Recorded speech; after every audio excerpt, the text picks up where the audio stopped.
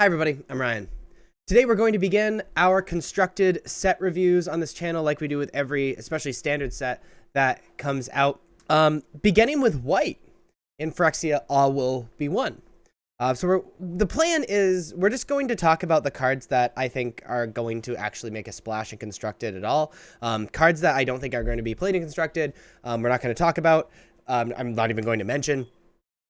Cards that are like super corner case we'll mention, but maybe in passing and explain. Some cards we'll talk about for a while, some cards we'll talk about just for a little while. I'm not going to rank them or give them any sort of grade or anything because I think constructed Magic is a little more complex than that.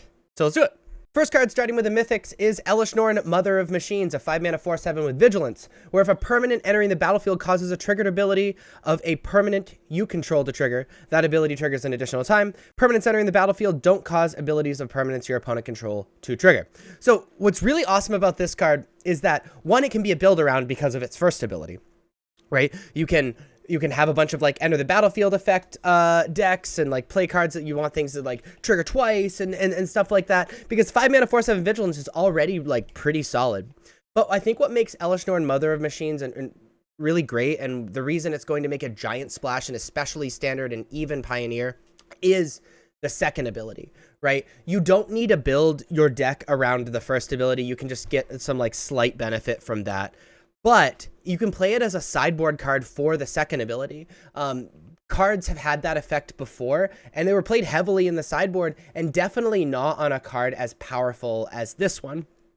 So I think we're going to be seeing decks, especially in standard, maybe in Pioneer, playing this card and like constructing decks around that first ability. But I think it'll be played in the sideboard of a lot of white decks just for that second ability. I think that's what makes this card really great.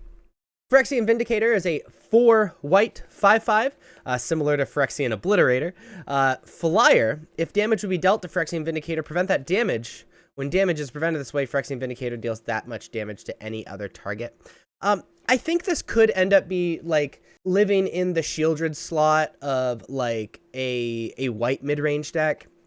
The issue with the card is being a 5/5 flyer for 4, you want to like be aggressive with it, but it's really good at blocking. But at the same time, do you really want to be in a situation where you're blocking in a format with a bunch of black mid-range decks that can just like kill it? Which I know I hate the like dies to Doomblade situation, but the issue with this card is you want to block with it. Like, and when you're blocking, it makes you even more susceptible to removal. And I think in a world where even if you're looking to block, like a lot of the decks or mid-range decks that are leaning aggressive are playing black, like that makes this tapping out and paying 4 mana for a card like this, it might just not be enough when things like Wandering Emperor and things exist. But it is an extremely powerful card, especially if a white devotion strategy ends up popping up in like Pioneer or something. So I think we should keep an eye on Phyrexian Vindicator. I don't think it's going to make an immediate splash though. Mondrak Glory Dominus is a 4-mana 4/4. 2 generic, 2 white, Phyrexian Horror. If 1 or more tokens would be created under your control, twice that many tokens are created instead. And you can pay 1 generic and 2 Phyrexian white to sacrifice 2 other artifacts and or creatures to put an indestructible counter on Mondrak Glory Dominus. Now this card is pretty sweet in like a token deck, right? You're going to play this card in a deck that makes a lot of tokens, and then you're going to like, this is literally just a build around card. I think it's possible we'll see some really powerful, like maybe Selesnya token strategies in standard, build around Mondrak, but this is definitely not a card that we slap into any of the strategies that already exist. The Eternal Wanderer is 6 mana, 4 generic, 2 white, legendary planeswalker, starts at 5 loyalty. And it says no more than 1 creature can attack the Eternal Wanderer each combat. So that's a little bit of like kind of cool protection. You can tick up for 1 loyalty to exile up to 1 target artifact or creature, return that card to the battlefield under its owner's control at the beginning of that player's next end step. You can pay 0 loyalty to create a 2/2 white samurai creature token with double strike, and you can -4 loyalty for each player, choose a creature that player controls. Each player sacrifices all creature they control not chosen this way. So this is like a really good sideboard card for control decks against aggressive strategies, especially in standard. I don't think we'll see it in any of the Eternal formats because 6 mana, you really need to just win the game with this card. And I don't think this card just wins the game in Eternal formats. But you can really take over the board with a with a card like this, maybe as a sideboard card against aggressive strategies, it's an extremely powerful Planeswalker. But 6 mana is a little steep for only a 5 loyalty situation, so we'll see. White Sun's Twilight, and I love the new Suns situation. White Sun's Twilight is X and 2 white, sorcery. You gain X life and create X 1/1 colorless Phyrexia and Might artifact creature tokens with Toxic 1.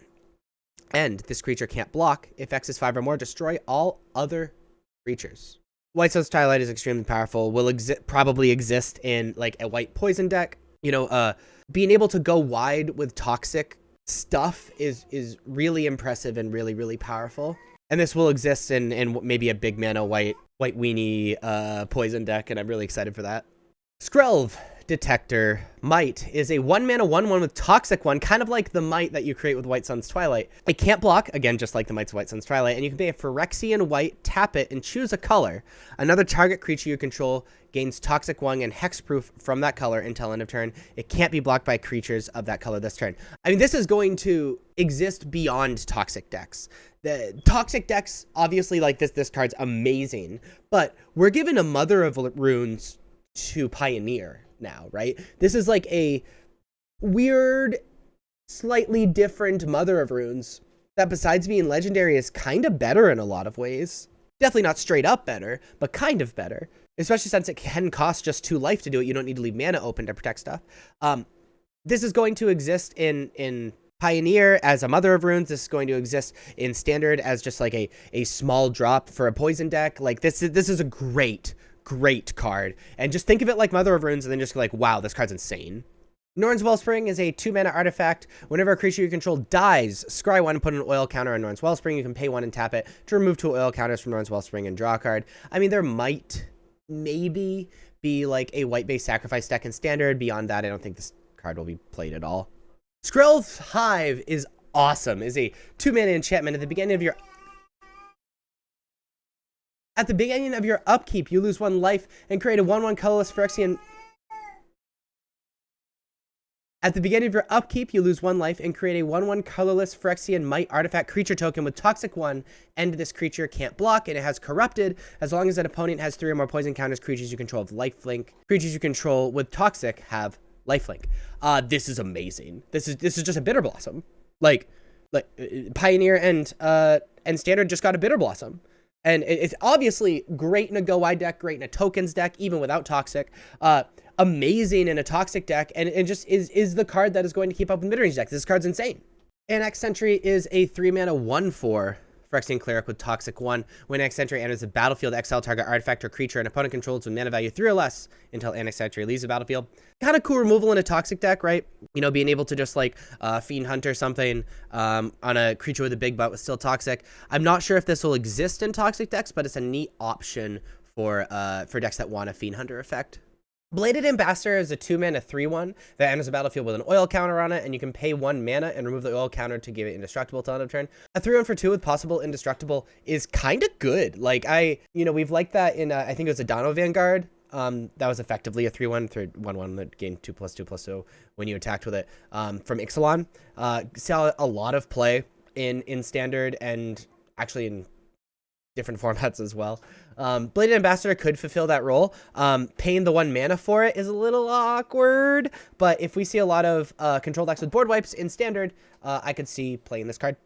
Ossification is a 2 mana aura where you can chant a basic land you control, and when Ossification enters the battlefield, exile target creature or planeswalker an opponent controls until it leaves the battlefield. I mean, this is just kind of like 1 mana more and any basic land, Chain to the Rocks, right? Like, this card is great as a white removal spell. It doesn't care what's going on, and things don't really kill basic lands, especially in Standard or really Pioneer. I don't think this will be played in Pioneer. I think it's more likely, I think there are better cards in Pioneer, but I think it's more likely to find its way into a white aggressive deck or really white mid-range deck. It's going to be really impressive, like the access to removal white has now in Standard.